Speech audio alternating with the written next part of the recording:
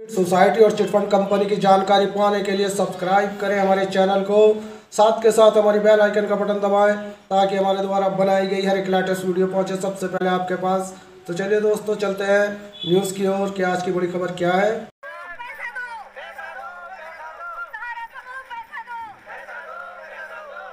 नौकरी की है और उसके बाद आज मुझे सड़क पे आके भीख मांगनी पड़ी अपने पैसों की। दूसरे लोगों को रिश्वत खिलाकर ये मामला दबाएंगे। इनके पास पैसा आ रहा है और ये शैतानी कर रहे हैं, दूसरों को बांट रहे हैं। 22 साल का लड़का था मेरा, मैं बचा नहीं पाया उसको। बीमारी है कुछ है, उसमें पैसा मिलता था वो इंस्टॉलमेंट में, वो हमें मिलता नहीं था, वो अपने अपने लोगों में बढ़ जाता था पैसा। यहाँ कुछ लोग ऐसे भी हैं जो सब्जी बेचकर काम चला रहे हैं। यहाँ पे जो हम लोगों के लिए पैसा आता है उसको ले जाकर कैसे विदेशों में ऐशो आराम कर रहे हैं। लोगों ने कर्जे ले लेकर अपने घर चलाए, लेकिन यहाँ जमा है, हमारे पैसे वो देने के लिए तैयार नहीं है। जिनके बच्चों के 10वीं के एग्जाम थे वो अपने बच्चों का पेपर नहीं दिला पाए। भारत की न्याय व्यवस्था अभी इतनी कमजोर नहीं है कि कोई भी तानाशाह आके बैठ जाए और अपनी अपनी चला ले, इतना आसान नहीं है। नमस्कार, जनहित टाइम्स देख रहे हैं आप लोग। मैं हूं आपके साथ निशा लखवाल। नोएडा के सेक्टर 11 के सहारा इंडिया कॉम्प्लेक्स के बाहर इस समय हम लोग मौजूद हैं और यहाँ कुछ लोग जो है वो इकट्ठा हुए हैं। क्या कुछ मांग ये लोग कर रहे हैं, इनसे जानते हैं, क्योंकि काफी समय से ये लोग अपने हक की लड़ाई लड़ रहे हैं। क्यों लड़ रहे हैं, क्या कुछ मांगे हैं और क्यों आज ये लोग यहाँ पर ये पोस्टर बैनर के साथ मौजूद है। क्या नाम है आपका? मेरा नाम देवेंद्र कुमार है।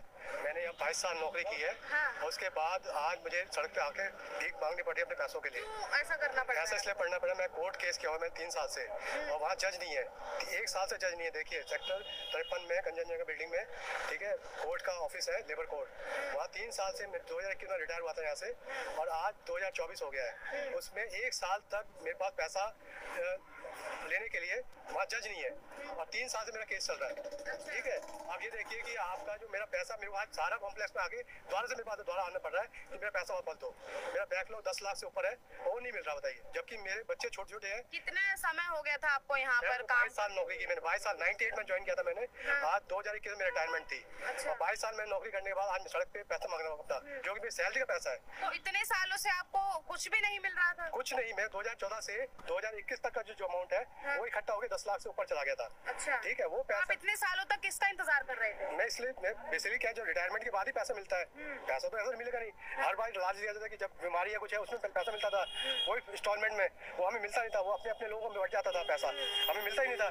जब हम एप्लीकेशन लिखते थे कि हमारे घर में ये प्रॉब्लम है, ये प्रॉब्लम, को मिलता ही नहीं था हमें। आज हमें जब कोर्ट केस किया, जब रिटायर हुए, रिटायर होने के बाद आज पैसा जो है उसके धक्के खा रहे हैं।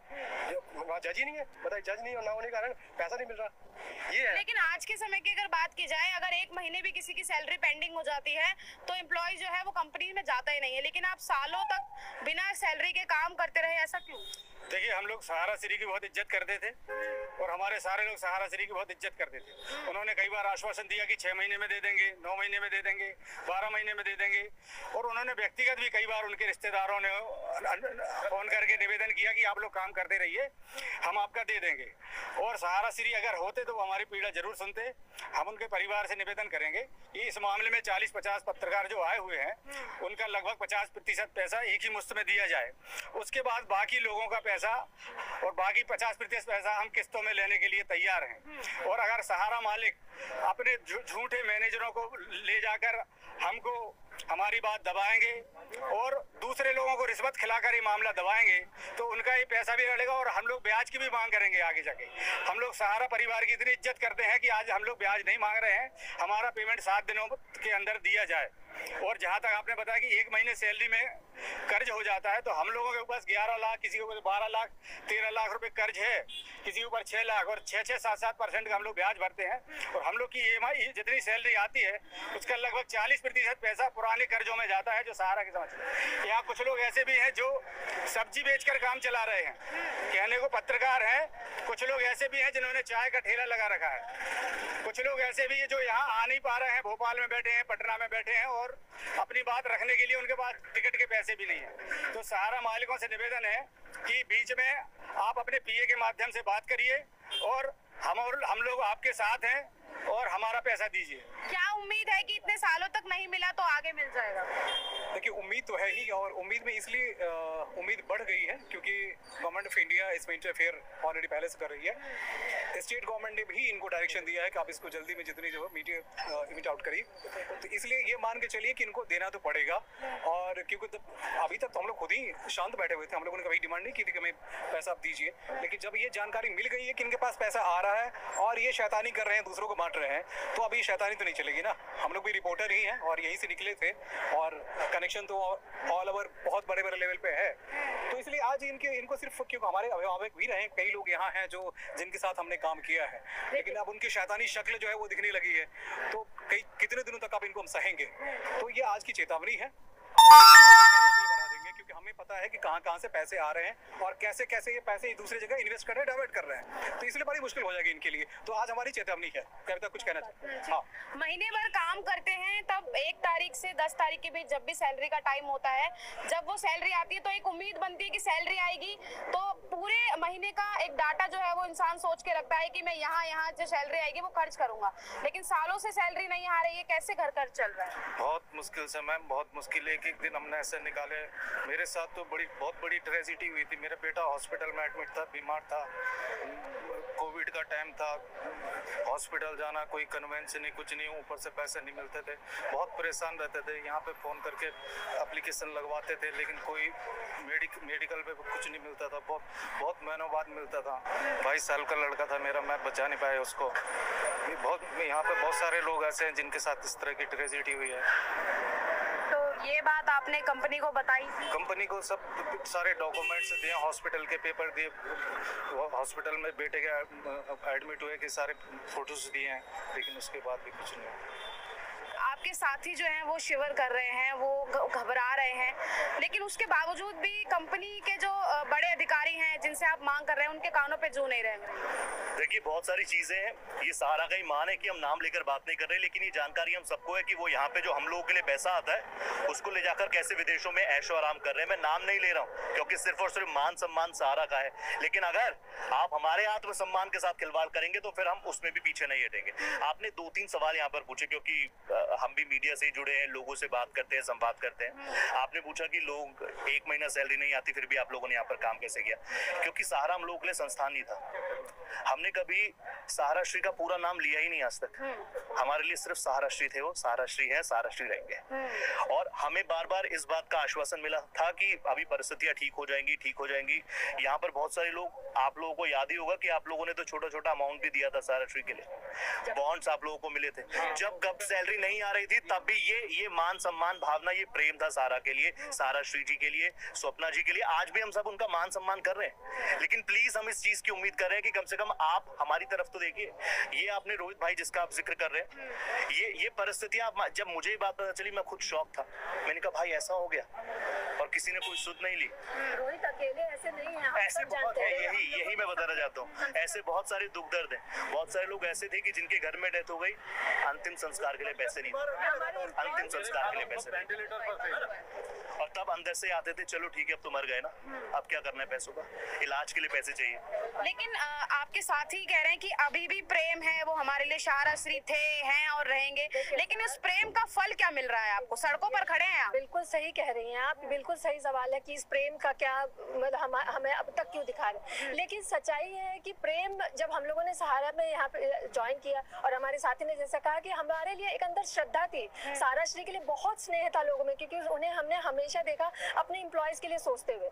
लेकिन उनके जाने के बाद इस संस्थान में उनका ही सम्मान नहीं रह गया है, क्योंकि आज के डेट में भी हमें पता, हम सबको जानकारी है इस बात की कि पैसे आ रहे हैं, लेकिन वो पैसे कहाँ जा रहे हैं? उनके एम्प्लॉयज, कई लोग, मैं खुद हार्ट पेशेंट हूँ, खड़े होने की हालत नहीं है मेरी, आप समझ सकते हैं, मेरी सांस फूल रही है बात करते हुए, लेकिन मैं यहाँ के खड़े हुई हूँ सबके साथ, क्योंकि हमारे सभी दोस्तों को पैसे की जरूरत है, और सबके किसी के 10 लाख 15 लाख लोगों ने कर्जे ले लेके अपने घर चलाए, लेकिन यहाँ जमा है, हमारे पैसे वो देने के लिए तैयार नहीं है। डबल बाईपास हुआ, सोचिए उस स्थिति में ये यहाँ पर खड़ी हैं।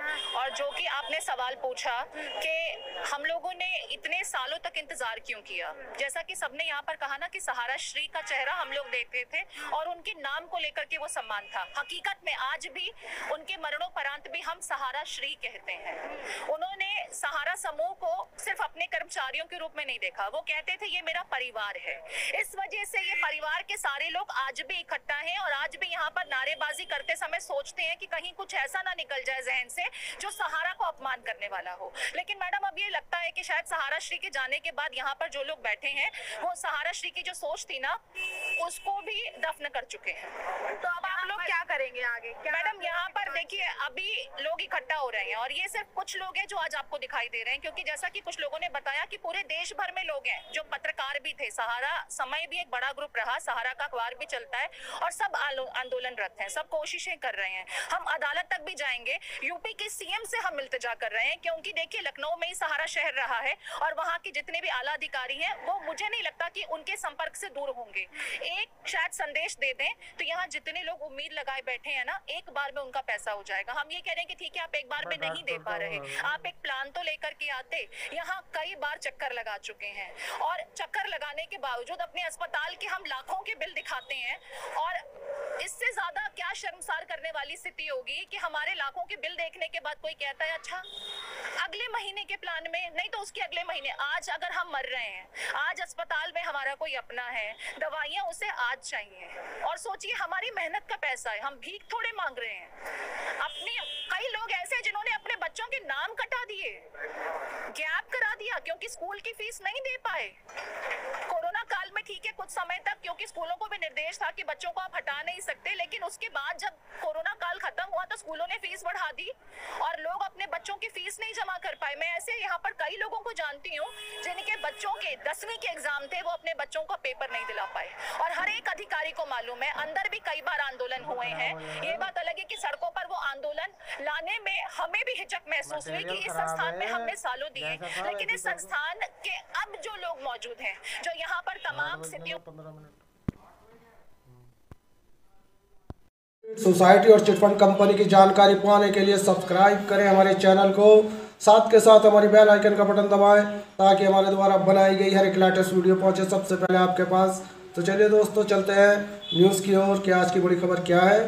सोसाइटी और चिटफंड कंपनी की जानकारी पाने के लिए सब्सक्राइब करें हमारे चैनल को, साथ के साथ हमारी बेल आइकन का बटन दबाएं ताकि हमारे द्वारा बनाई गई हर एक लेटेस्ट वीडियो पहुंचे सबसे पहले आपके पास। तो चलिए दोस्तों चलते हैं न्यूज़ की ओर कि आज की बड़ी खबर क्या है।